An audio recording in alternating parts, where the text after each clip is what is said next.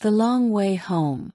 In a small, peaceful town, Amir and Layla lived happily with their 2 children. Their home was full of laughter, music, and warm family meals. Amir worked in a bakery, and Layla taught young children at school. They dreamed of a future full of love and peace. But one night, distant explosions broke their dreams forever. The war came suddenly, louder and closer with every passing day. People ran through the narrow streets, carrying what they could hold in their trembling hands. Amir and Layla grabbed their children and fled their home as bombs destroyed everything behind them. The smell of smoke filled the cold air. Their happy life turned quickly to ashes. The family joined hundreds walking toward the border under a gray sky. The nights were long and cold, and the children cried from hunger and fear. Layla tried to comfort them, whispering stories to keep hope alive. Amir walked silently, his face covered in dust and worry. Every step away from home hurt deeply inside. After weeks of travel, they reached another country. The people there were kind but distant. They lived in a small, crowded apartment with thin walls and little food. Amir worked long hours washing dishes, and Layla cleaned houses to earn some money. Life was hard and lonely, but at least they were safe. Years passed, and the children grew older in this new place.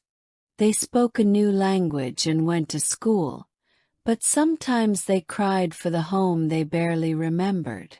Layla often looked at an old photo of their town and whispered, "One day we will go back." Amir stayed quiet, afraid to believe it. One morning, Amir heard on the radio that the terrible war had finally ended. His hands began to shake as he called Layla with tears in his eyes. He said softly, hardly believing his words, "It's over." They hugged tightly and cried, unable to stop. That night, for the first time in years, they felt a small flame of hope return. Going back home was not easy for them. They had built a new life, small but stable, full of routines and quiet moments. Their children were afraid of losing their new friends. Amir spent many nights thinking about the risks and the future. Layla said, "We lost our home once, but maybe we can find it again." They decided to return to their homeland. The long train ride back felt endless and full of emotion. Through the window, they saw lands once destroyed now slowly healing with time. When they finally crossed the border, everyone fell silent in deep emotion. Layla held her children's hands tightly, afraid to let go.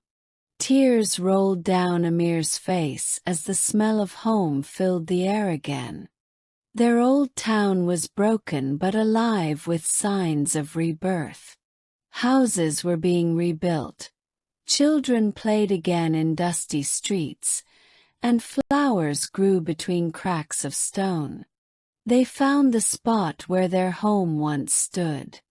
Nothing was left but a single rose bush, still blooming under the sunlight.